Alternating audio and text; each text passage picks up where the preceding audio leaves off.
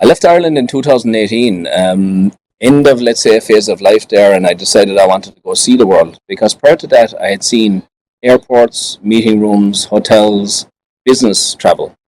And I said, okay, I'm doing okay. Life is good. I'm healthy. I have my energy. I have my enthusiasm. I need to go see the world from a being able to see the world perspective. So I traveled a lot. And when I was traveling, I had more time than I previously had because, as you'll understand, John, I'm sure anybody that's watching that is in a business or in a startup, these are busy places. We don't have time to look around. We're always thinking, what's next? Who's here today? Lots of plates spinning, as I keep saying. Hello, I am John Brink, and we are podcasting on the Brink from Prince George, British Columbia, Canada. And everybody knows where Canada is, everybody knows where British Columbia is, but where is Prince George? Well, we know where Vancouver is. We are 500 miles north of Vancouver, or for my European friends, 800 kilometers. Today, a very interesting guest. His name is Patrick Noel Daly, and he is an amazing individual, born, I believe, in Ireland, has been all over the place. He's an entrepreneur, he's an author, he's a business mentor and an executive, and he has done numerous things, including writing books for children, of all things, and entrepreneurship. So a very, very interesting individual. Patrick, welcome to my show. Hello, John. Thank you for the welcome. Thanks. That's an amazing intro. I hope I can keep up to that standard that you've just set for me. So give us a bit of a background about you. Was I correct? You were born in Ireland? I was born and raised in a small little seaside village called Garryvoe in the south of Ireland, like Right. 2 minutes from the coast. So we learned to live with high winds and lots of rain very early in life. coming in Yeah, from that's coming in as from you Denmark. as you already indicated. I was born in Holland, and they say, okay, what is Holland like? I But said the difference between winter and summer is that the rain is colder in the winter. yeah, it was for us as well because people would say, "You seem to like the rain." When I go to warmer climates now, they go, Yeah, "You wait for rain," and I'm looking around going, "Can I just let life cool down for a little while, like get some rain and maybe some wind with the rain?" It's a exactly. good thing. It's a good thing. Yeah. Yeah. So the background Now, is from a life perspective. Entrepreneurship and business was in our house.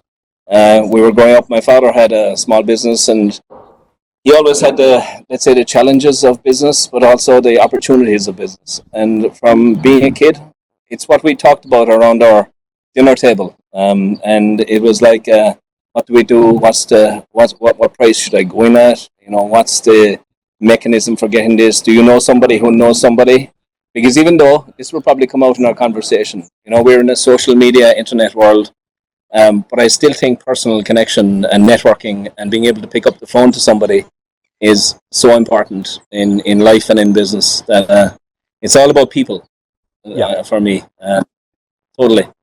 And especially today, social media as well as podcasting has become, there you can see you and me having this discussion. You on the one side of Canada, I'm on the other.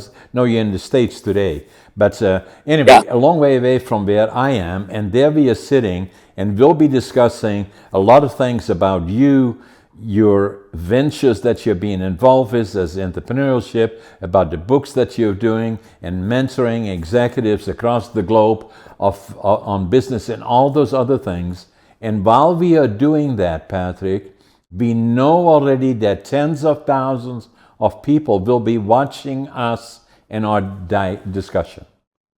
Good. I'm happy to have that opportunity because I think one of the things that I picked up after 25, 30 years of being in business is that sharing is really caring. Sharing the information, sharing the experience.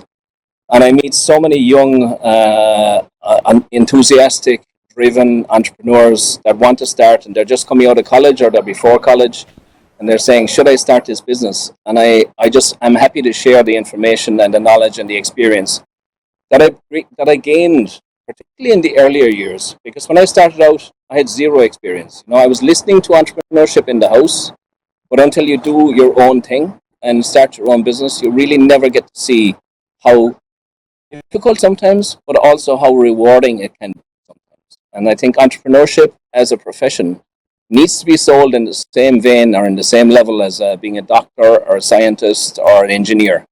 People Exactly. think that when we're in entrepreneurship that we're like some hustling dude who's trying to come along and trying to sell you something you don't want or something like that. That is not the case. We're providing an opportunity. People can make their decision whether they want it or not, but we have to present, we have to do all these hats we have to wear. You'll know this, John, from your experience with entrepreneurship. It's Uh, a very varied life. And when we take this on board and when we understand it and when we get to know it, I wouldn't do anything else now. It's part of me. And I think it always has been, maybe genetically. And there's that question that we can maybe talk about as well. Is it genetic or is it grown? Do you build it or are you born with it? All these questions can be kicked around. I virtually already know that you were born with it because I was born with it. When I was 8 years old, I already started selling newspapers and delivering papers and selling bottles, do anything to make a few dollars. And from a kid, I already, although I was not a success story academically, but I always had money. And I was always thinking about business. And I believe that is the same with you. Yes, I remember actually this is coincidental because I was 8 years old and I was in a little school in Southern Ireland and we had 12 kids in the class and 6 boys, 6 girls. I was one of that class. And I remember looking up at the teacher and this was like maybe 11 a.m. And I'd been in the schools from 9. And I do this every day for 5 days. And I said to the teacher, I said, why do we have to spend so much time learning what we could learn in maybe 4 hours? And then for the other 4 hours, we can go sell something. We can go sell burgers, fries, bit of ballon, bit of ballon from.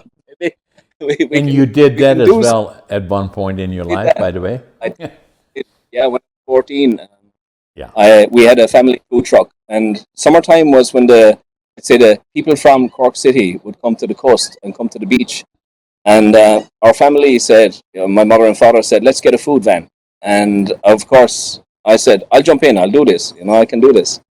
And for 2 months in the summer holidays from school, I got to meet people who were great people who were funny people who were maybe a little bit hangry people at 5 o'clock looking for their burgers and fries. But it was me as a 14-year-old figuring out, how do I fix this? I got to cook the food. I got to make the system run. I got to look after the customers. I got to take the money. I got to count on my feet. It wasn't like where I have a calculator or some Siri standing on my side going, what is this and how much is this? I had to do Yeah. everything manually.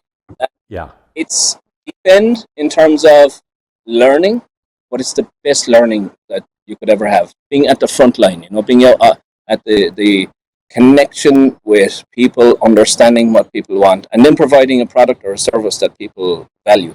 That's fundamentally what I kind of later figured out I was doing. But at that time, when you're working in a food van in the summer, well, it wasn't super hot. It was 25 degrees C, but what's that, like 70 degrees F or something like that Right. in that time frame. But I learned a lot on how to deal with people and how to get on with people and how to figure out how to make a dollar, as you say, or make a pound or make a euro. And that laid down the foundation for your entrepreneurship and learning how it works on the ground and starting something from the ground up. Amazing experience. Totally. And it set the foundation stones because I think in life and in business, we need good foundation stones. To start a business, the amount of time right now, even now on my, let's say, fourth startup, I look at it and I say, if the foundation stones or if the foundation is not correct and strong, then the house will fall down. We've got to make sure that the foundation stones are good. Yeah. Now, if I look back, just mixing that into your explanation of your background, is that academically I was not a success story. I failed grade 3 and I failed grade 7 3 times. So they said, what are we going to do with this guy? Now, my parents were beautiful individuals. Some people suggested they send me to the mentally challenged school. They didn't want to do that. It's say, let's God. teach him a hands-on job, a profession of some sort. Now, my dad was in the lumber. My grandfather was a master carpenter. And so they said, well, let's send him to the furniture factory. And then at nights he can learn to become a furniture maker. And so they did that. At 13, I went down and became a furniture maker. Now, for my friends that grew up with me, a lot of them, they're very hard on each other sometimes, and a lot of them went to college and university and onward, and I became a laborer. Now, I'm proud of that today, but then I was kind of looked down on. So a lot of people say to me, even now still, once in a while, I do a lot of public speaking and making keynote presentations, and I talk about that, and I sometimes get a question is saying, do you regret that about only having grade 7, and does it still bother you now? I said, yeah, it sure does. I should have left earlier. It's true. And I remember as well, being at 17 years old, we were finishing our second level school. And I kind of said, okay, I need to maybe get a job because I need some money. And it was like, our parents always said, if you need help and support, we will give you that. If you need money, we will give you money. But I felt like I should have my own money. I want to make my money. So when I was 14, even younger, doing some gardening for neighbors, I come away with the equivalent of probably $5. But it was my money. It was my walking around money, I call it. Exactly. I had my money. Exactly. And that value always, actually, about the jobs that we pick up when we start out in life, I think that's probably some of the best education that we will ever get. I worked in a meat factory in a very, very difficult job. And I did that for like 2 or 3 months. And it was a difficult job. And the reason I speak about it now is because when you have difficulty, there is only one way, and that's up. When you want to, when you're on the baseline, and if you say, I don't want to do this job for the rest of my life, or I want to motivate myself to do something better, that level of motivation drives you and it keeps you going. I don't want to go back to where I was at that time. And also, I think in that 17-year-old mindset, I always said, living in small little Southern Ireland, I said, I want to see the world. I want to travel. So I said to my mother, I think my first message about travel was when I was 11 years old. I said to my mother, okay, I think I'm going to leave. And she said, no, that's not legal. You can't leave. You're too young. You have to wait until you're 18. Otherwise, I'm in trouble. I was 18 years old in 2 days. And I finished that job in the meat factory. And I went to Germany. And I had probably the equivalent of maybe $400 in my pocket. And I said, I'm going to Munich. I went to Munich. And I said, this is sink or swim. The entrepreneurial attitude, I think, as well, Yeah. I swam. I did really well for 2 years. I learned a language after 6 weeks. I looked at the Süddeutsche Zeitung, the newspaper, every day. I would look at the TV, not have a clue what the language was. But after 6 weeks, the language started to grow. And I worked in places like BMW. And the level of learning and the level of exposure that I got by traveling gave me more education than if I was sitting in a classroom for long hours. No, I'm not saying that we shouldn't be in classrooms. No. We have to do that. But I took 2 years away from the standard life, and I came back, and then I went to college for 7 years in the evening. I got a business degree that had law, psychology, medical, all wrapped in for 7 years. Right. So I got up on the academic side. However, I think the life education that I got in the time frame between probably 14 and 21, 22 was such a good foundation stone that I talk about. And when we get those foundations, we stand on strong ground. No question about it. So then, and one of the things that I got my attention is maybe skipping forward just a little bit, is you became the entrepreneur of the year in Ireland in 1999. Yeah. So tell us about that, Patrick. I started out a first business, probably my first, I'm going to call it properly structured business, was a business called Autolink. And that was a search engine business 1 year before Google. And I was looking to buy a car. And necessity, they say necessity is the mother of invention. You know, you Right. need to need to fix the problem. And I looked at this and I thought, okay, I'm looking at this newspaper with or magazines with like 1,000 options. Yeah. If I can shortlist the what I can afford, the preference for a car brand or the preference for a type of car, wouldn't that be great? So I Exactly. went to a friend who was a computer scientist and I said to him, can you take all of this data, make it easy, and I punch in, for example, Ford or BMW or whatever brand, and I have, 3,000, 5,000, $10,000 to spend, and we make three options. That's it. That was the initial search engine. I should have kept that business Yeah. because that would have been a Google. No question. And I, I I was happy to learn that. I came out of that at the end of a year though because I was going to college by night. I was working as a product manager by day, and I had the business in the middle. And I said, it's from 6 a.m. to 11 p.m. And these were long days. And I Yeah. thought, I really kind of gave up college previously, and I gave up the academic qualification previously. I can't leave that go. I have responsibilities to pay my bills, so I need to keep my day job. And the middle business, I kind of said, okay, this was good learning. I got good value from it, but I can't keep everything going. Can't keep all these plates spinning. Um, so I gave that up. But about a year later, an opportunity came to me, which was to develop a medical mattress for hospitals. Memory foam was very new in the market at that time, and I said if we can take memory foam and make it available to the medical market to prevent pressure ulcers for Exactly. patients, typically older patients who are in bed for long periods of time, can Exactly. develop tissue and pressure sores. So I said if I can use this technology that I've learned about and make it into a product, then we have something good. Fast forward 1 year later, I went from an idea to 50, probably about 40 people. We were ranked number one in our space. Our product was ranked number one, and I got the title of being the Young Entrepreneur of the Year in the country. And it was funny how that happened because I got a call to say, you need to be in Dublin tomorrow. Judging finalization is happening. You need to be up here. You're in the top three. And I was thinking, I have a contract to sign tomorrow. So which do I do? And had to make a decision.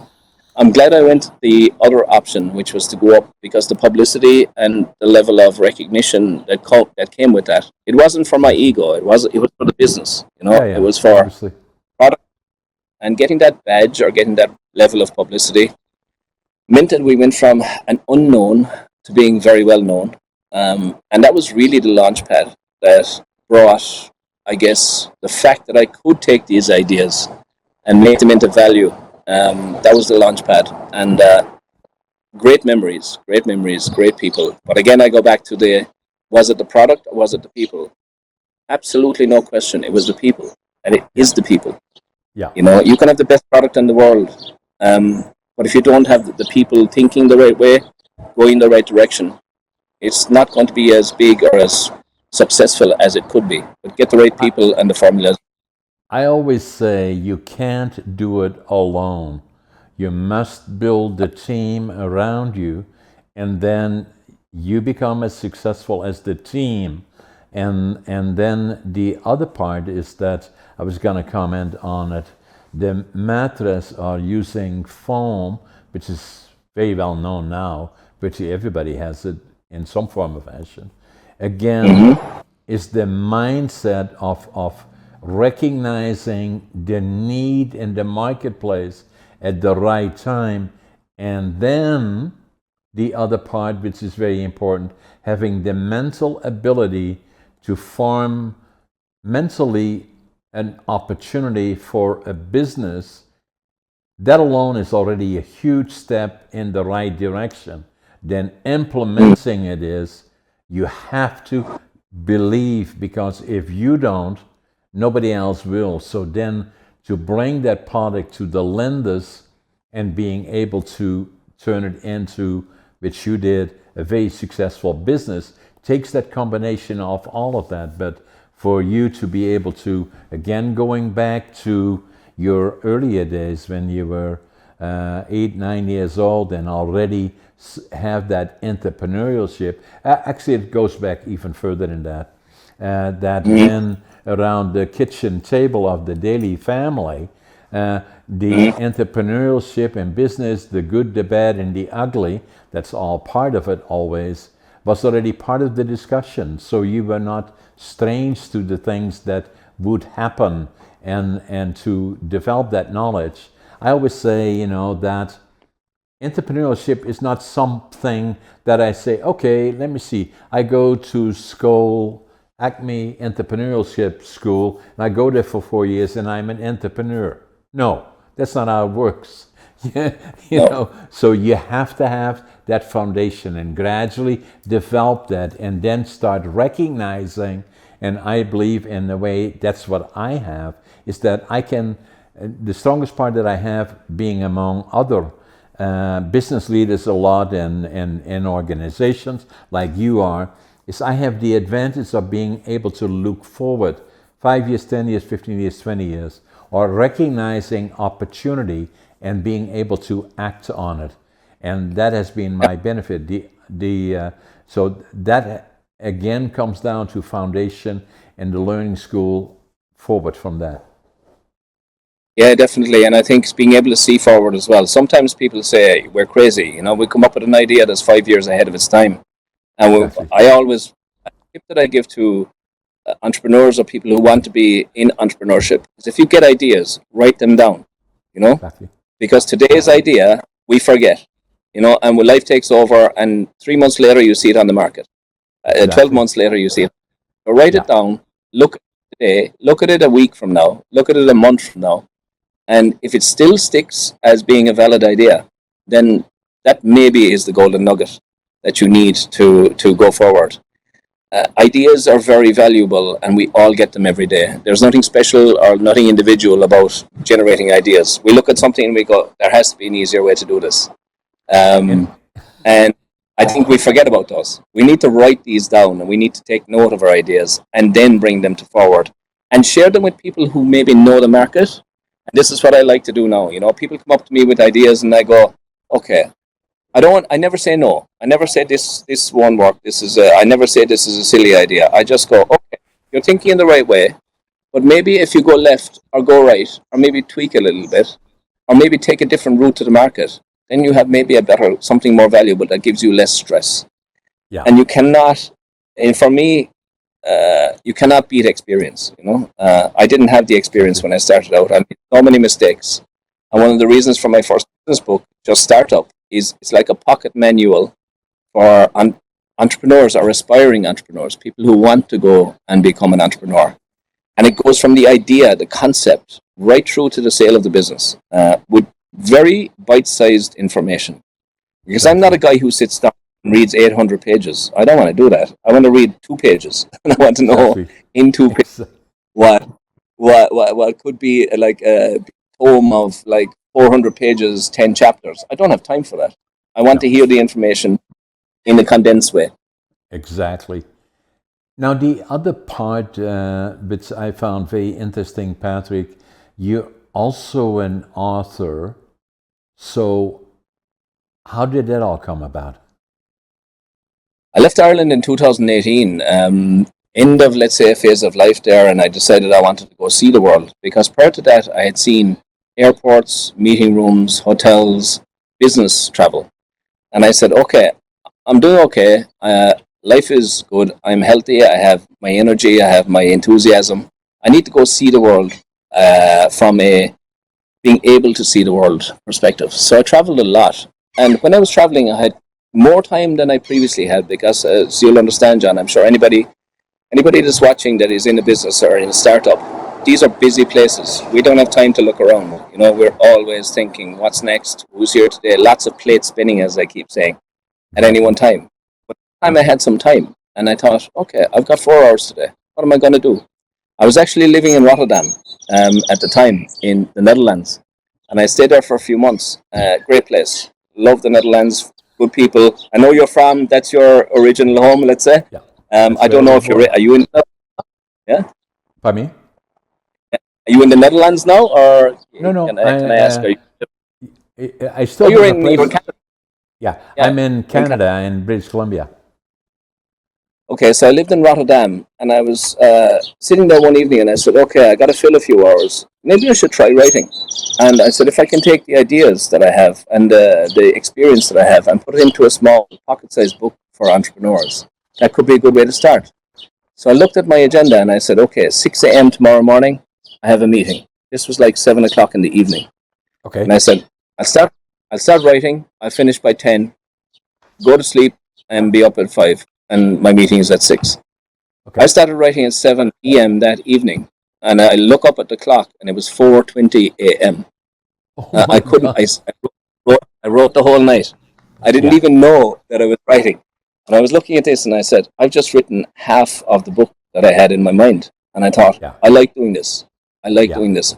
You know, you sometimes accidentally find what you really like doing. And I thought Exactly. writing was a good way of getting the creative, let's say, a right brain aspect developed, and feeling like I'm writing something that's useful as well. And that started as the business book. And then about maybe a year ago, What's the somebody said to title, me, Patrick? What is the title of the book? it's called Just Startup. And Just the Startup. Yeah. subtitle, yeah, Just Startup. And the subtitle is A Guide to Building Startups from a Guy Who's Learned the Hard Way. Right. Because I didn't get a magic formula when I was, 18 years old or 20 years old. Here's how to build a business. I don't know if there is a specific formula. I don't think there is. Every business is different. But Yeah. I call it that because I feel like, coming from, I wasn't given a business. I didn't buy a business. It was not a silver platter situation where you go, here's a business, go build it. It was starting from zero and minus zero, let's say, from an investment perspective. But to get it off the ground, I felt that this book was going to be useful. And it's actually doing well. It's on Kindle, and it's selling quite well. I'm Have you got happy a to share copy that of the knowledge. book close to you so you can show it to us? I don't actually, not right now, Okay. but maybe put it on your social media feed or your media feed afterwards. We will do that. So Perfect. I did the same actually.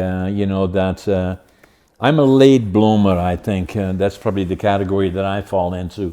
I was born in Holland, as I indicated, in 1940, and that I'm in my 84th year.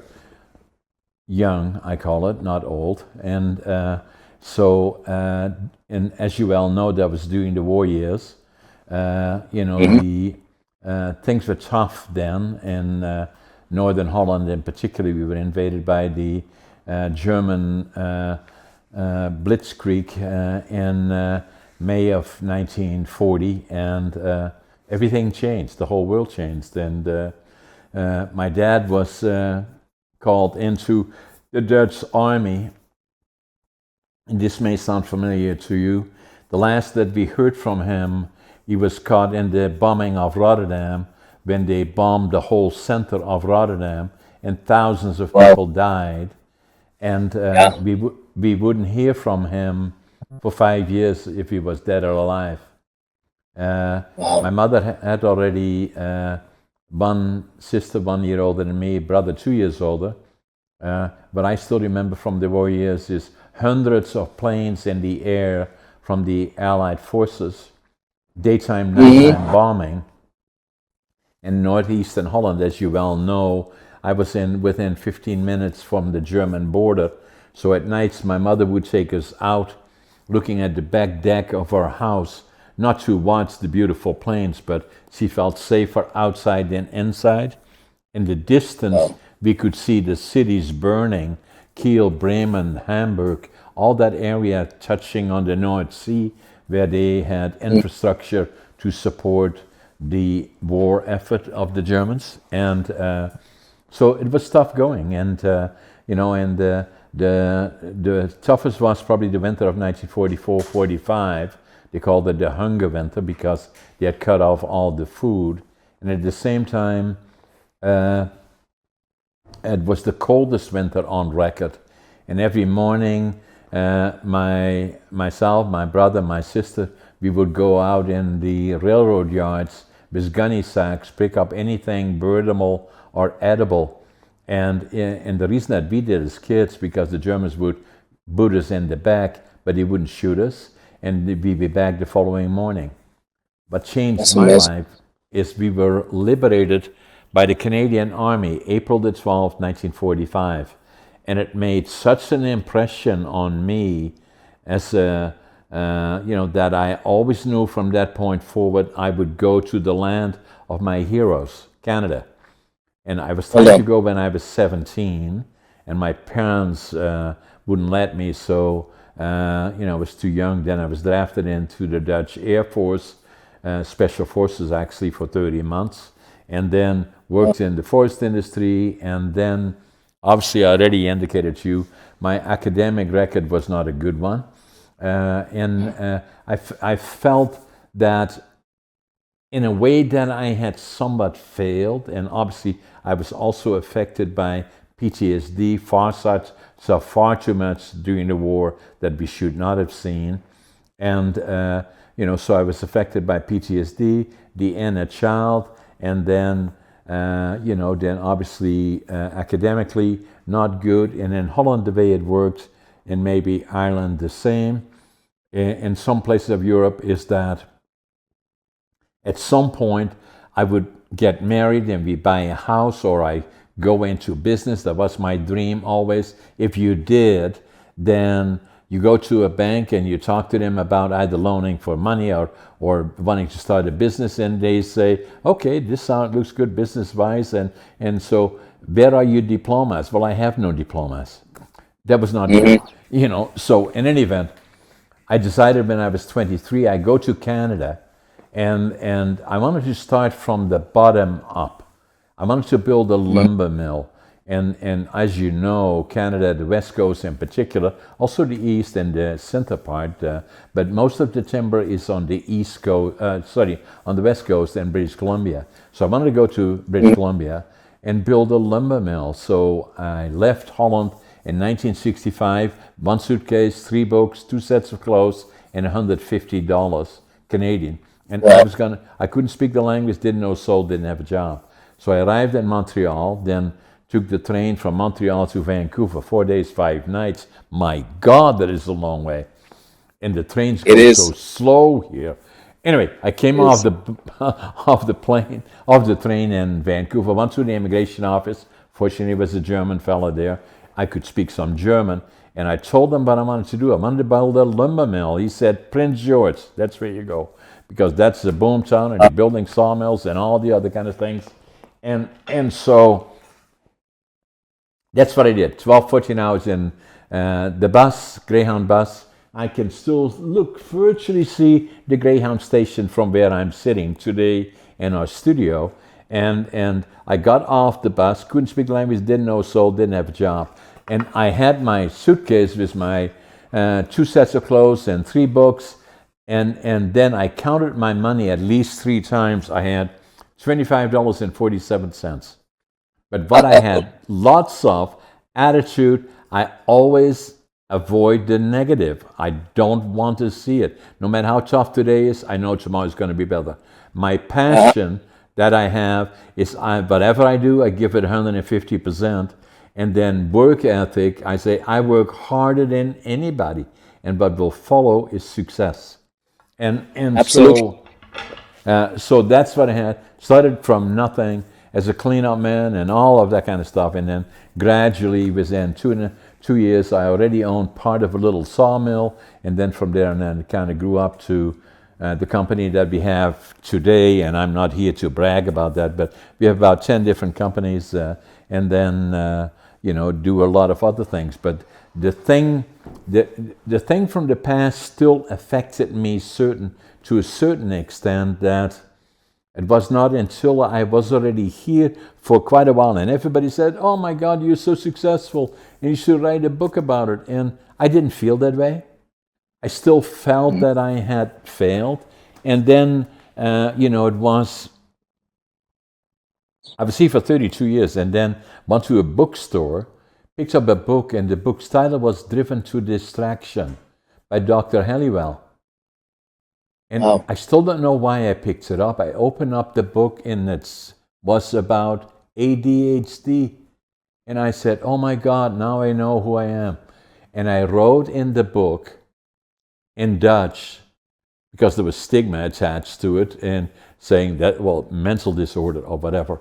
And I wrote in the book, in Dutch, now I know finally who I am. And so that kind of was a change for me.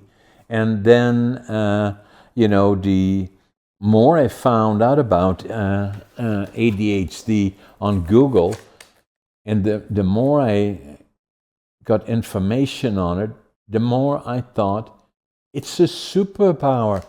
And so I included it more and more in my presentations that I did. And then I wrote a book about it, ADHD Unlocked. Quite popular, actually. And the book, you can write it anywhere, open it anywhere, go one direction or the other. It's always interesting of the books. But so that's kind of, even now today, people say to me, how do you do all the things that you're doing? I say, it's ADHD. That's how I do it, But I guess what an amazing story, and like the whole sequence of survival, let's call it, is critically important. I would imagine, I haven't read your book, but I will. But I imagine from speaking with you and listening to you that it's written in plain language, that you speak like in plain language. Because sometimes and it goes too highfalutin and words just like, even for the most educated people, you look at it and you go, I don't get that message. I speak in plain language. I'm If a I want to go storyteller, Patrick. 3 minutes, what I have to say.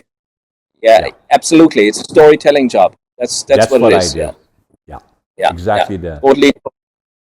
And I think when I wrote that just startup book, I wanted to tell the story of, if you walk into a meeting and if you don't know what you're doing, then read something very quickly or speak to somebody who knows what entrepreneurs, established and experienced entrepreneurs, are more than happy to share their information and their experience for like a 5-minute conversation. Pick up the phone and say, I'm stuck with this. Can you help me out? I do this all the time now. I have no problem doing that.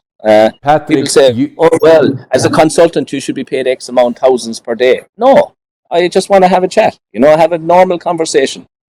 I find this so interesting because I do a lot of presenting, and I talk to a lot of young people, either in high schools or the higher levels or college or university. The other thing that I was going to quickly introduce is that it was a couple of months ago, 6 months ago maybe, on a US television station, I heard that 70% of the working people in the United States, and I believe Canada is the same, don't like their jobs.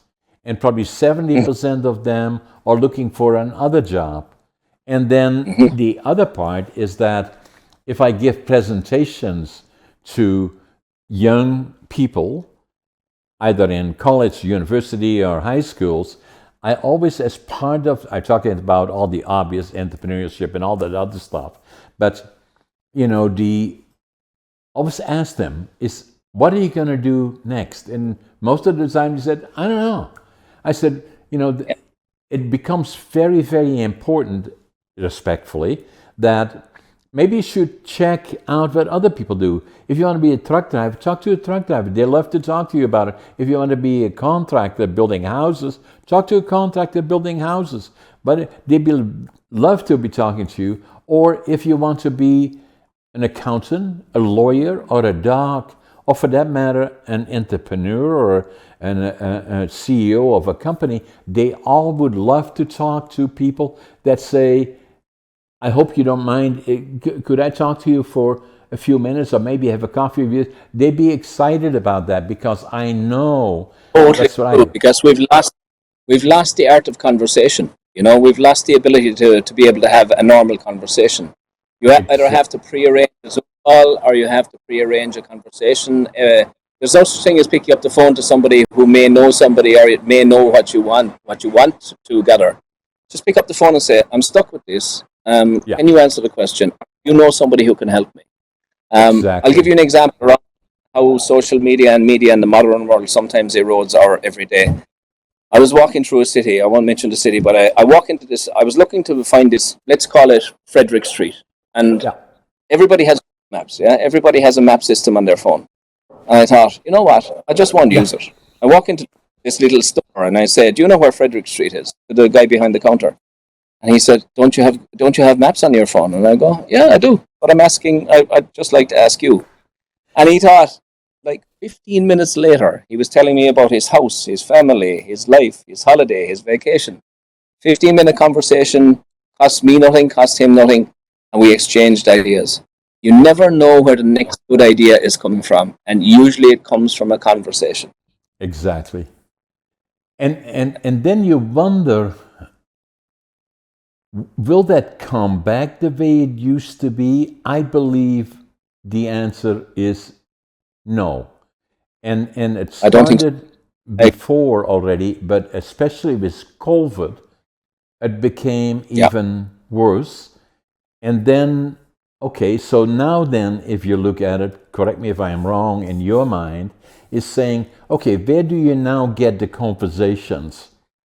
Well, I say that the world has changed. Newspapers are less relevant in terms of interaction between people. And so hmm are actually the major television stations, even in the US, CNN, and on and on and on and on, because they are, half of it is commercials about stuff that you don't want or should want. And so, where then are the conversations taking place? They are taking place at places like podcast. There we are having the discussion between you and me. You are somewhere in the United States. I'm in central British Columbia, and we will be talking for an hour about all things that affect people like yourself, from entrepreneurship forward and about our lives, how we got where we are, and all the other things. And I know that at least tens of thousands of people will be watching us. And that will absolutely. become, I think if two people from those tens of thousands are sitting in a cafe or in a bar or wherever, and they say, I watched these two guys having a chat last night on a podcast, and they talked about this and this. That starts another conversation. So exactly, if we start conversations, we're creating this new. We're going back to what was important, which was human interaction. exactly. You will get your answer from real, the humans, the people that will give you a real answer. Sometimes it may not be a totally real answer, but it's up to you to determine and filter what you want from that. I'll tell you a little story about a pub in Cork, in Ireland. And it's a tiny little pub with maybe 28 seats, very small place. You leave your phone at the door, yeah? You Yeah, put your phone in this basket, or you give it goes inside the bar, it's safe. You put a sticker on your phone with absolutely. your name, and you do not use your phone when you have a pint of Guinness and you have a pint of whatever you want, or you have a drink of whatever you Yeah. want inside there. You sit and you make conversation with the other 27 people in that bar. Um, and it's the art of conversation. I think that aspect needs to come back big I time. like it. I like it. Yeah. So the other part, Patrick, that struck me kind of when I looked at your bio is you wrote a book about a children's book. How did that all come hmm about? I was having conversations about starting entrepreneurship academies to help people think about becoming entrepreneurs and what the upsides and the downsides and the challenges and the opportunities were. And I thought, we talked about being 8-year-olds inside in our school and wanting to be, feeling like we have an entrepreneurship gene or we want to be entrepreneurs at that young age. And I said, if I can translate a positive story into a message that creates the seed of entrepreneurship from the youngest age, then we could create the next big companies from literally first stage school, from 4 years old up. So I thought then, okay, how do I translate this? And I remember with my own sons when they were little boys, they loved dinosaurs, and they were like Darren, my oldest son particularly. He loved the whole aspect of dinosaurs, and I said, okay, I translate this into a story about dinosaurs. And Noli was a book that was created.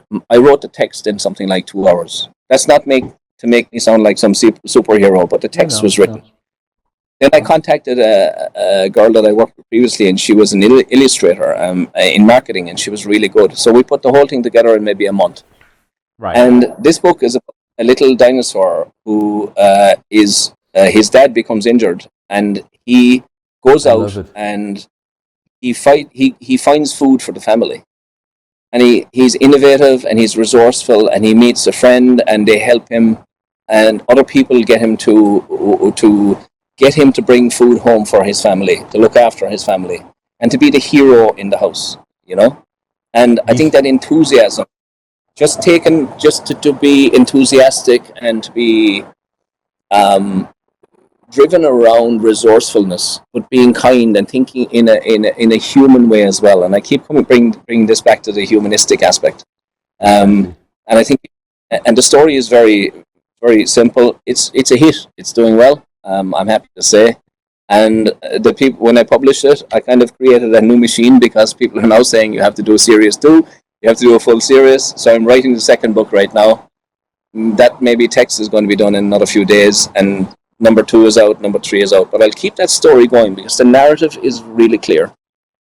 We've got to get young in our society to think big and to think resourcefully and to think in an innovative way. The next ideas will come from these brain outputs that the younger generation have from the very beginning. Exactly. We showed a copy of the book actually on the screen for our guest watching. You know, so so you still do a lot of mentoring and interaction. Yeah. So is that your primary activity, because you're still relatively young compared to me at least, and full of energy apparently, and so you're still fairly active in that area? Yeah, I try to keep all channels running. So I'm developing a new product right now, which is a wound dressing product to expedite the healing of wounds. Bad wounds for patients in hospitals can cause a lot of pain, distress, and delay in wound healing for patients, but also a cost to the healthcare system. And I designed this product that uses, let's say, electronics and also the medical aspect of what I've been doing for 15, 20 years into the combination. That's in development right now. I think, honestly, John, I'll never give up startups, you know. People say to me, okay, this is your 4th startup now. When are you going to hang up your boots and just say bye-bye and walk away and have an ice cream in the sun? It's not going to happen. No. I think I'm addicted. I would say, I'm not going to quit until I get old. And I want to be 120, you know. So what I find interesting, Patrick, what you're doing is that you finding a need like this, that, and I'm not trying to dig away at something that is still working on. I hope you get a patent on it. But you basically,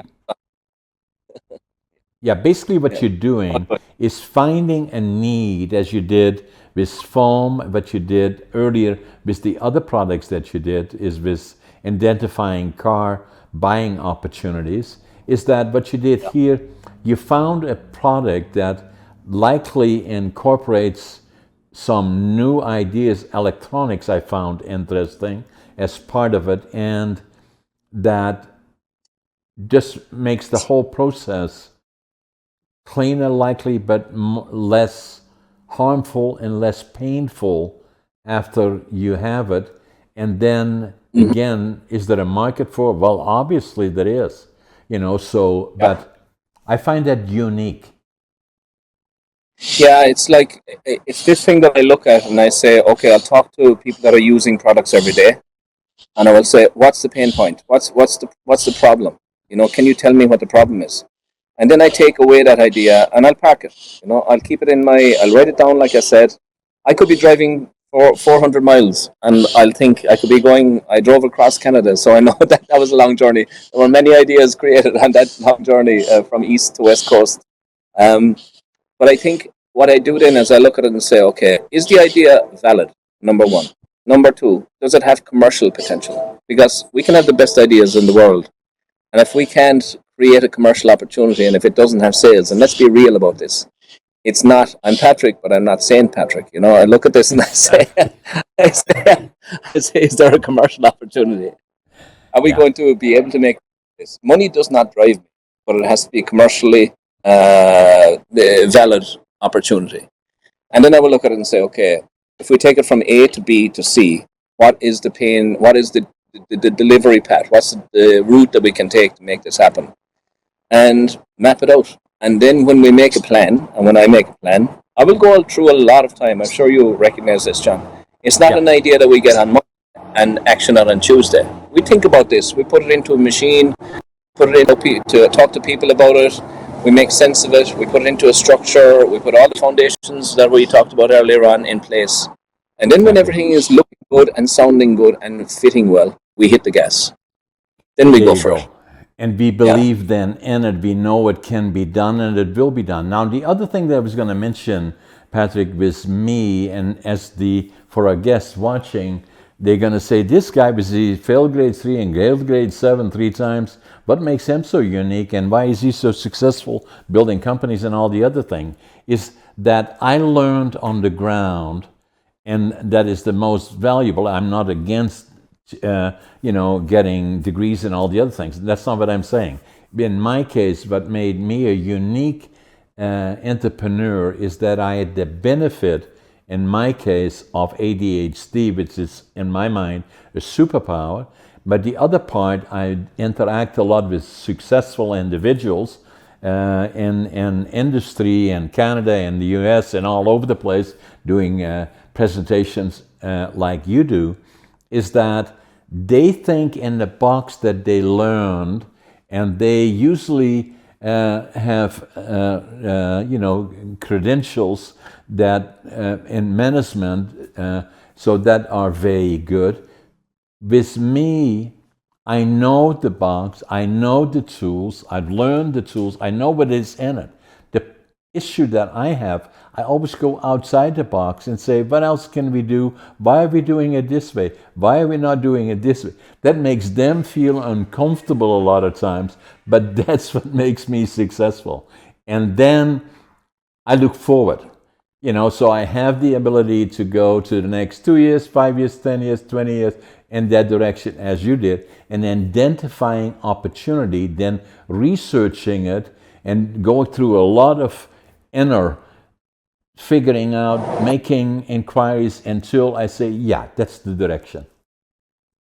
Yeah, absolutely. And that's the very valid way to go. And for me as well, I hear people saying, oh, I got this idea and it turned out to not be a great idea.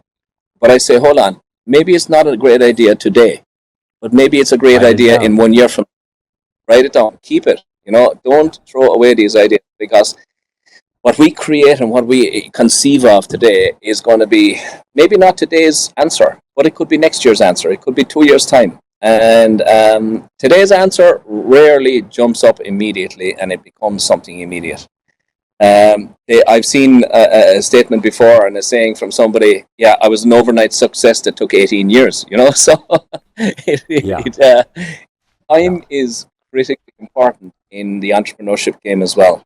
There is no, if you get, if it looks too good, sounds too good, and is immediate, question it very, very much in a very detailed way, because I don't think there's any bunch of ingredients or recipe that you can put together that's an automatic, immediate success.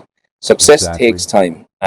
Finding your niche and talking to people that are in the same space, even talking to your competitors.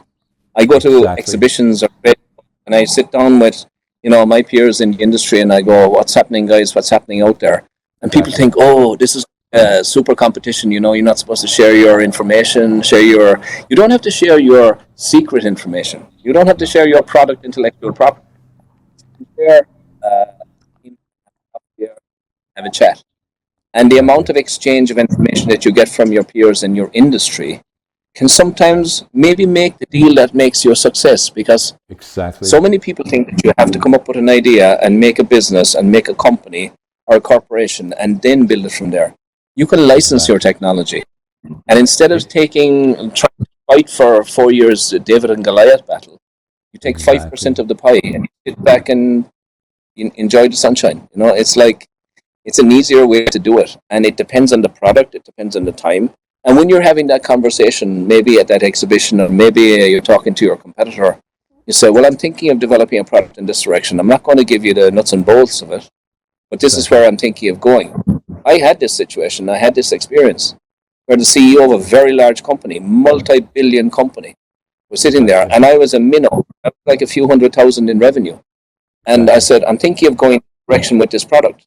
And he immediately said to me, if you develop that, bring it to me because I might license it. I did that. Yeah. Like 5%. Then I had their machine selling my technology. I had their marketing team and their sales team and their manufacturing all working to give me 5% of a much bigger pie. Exactly. Would have taken me 5 years to get to anywhere near that level of income, revenue, or traction. Or maybe 10, or maybe 20, or maybe never, Or right? maybe not at So, all. Or maybe not at all. You may yeah. be in the competitive crusher. You may be, Yeah. as I called it in the book, you may go into And the competitive crusher. Because if I didn't know this guy, then maybe he would have said, "Okay, this is a small company. We're big. We've got the muscles of our balance sheet. We've got 5 billion revenue, so we can just close the circle and stop him from coming in." But by being friendly and by having conversations, by having an open mind, by wearing a smile, this is important. And I think if you wear a smile when you walk into any conversation, you automatically are a friendly, open-minded, clear person. so, what I say, foundation for me, attitude, passion, work ethic, but follows Yes, is success. Patrick, an amazing conversation, and the hour went by far too quick, and that for it's all an those hour already. people, it's Seriously. an hour already, and for all those Man, friends watching us around the world, subscribe, like, and make comments on this conversation and others that we do, both Patrick and myself, about issues that are interesting about entrepreneurship. How do you start? How do you make it successful? And opportunities that exist for all of us. Patrick, thank you very much. Let's make sure we stay in touch. And absolutely, will do. I okay, will say thanks, this Patrick. in our two native languages. I will say in Irish, thank you is Gurif Mahagut, and in your language, I think your native language in Netherlands Hartelijk is dank je dank wel. u wel. Heel leuk geweest. We doen het weer. Thank Okay, you, excellent. Thank Patrick. you. Thank you very much.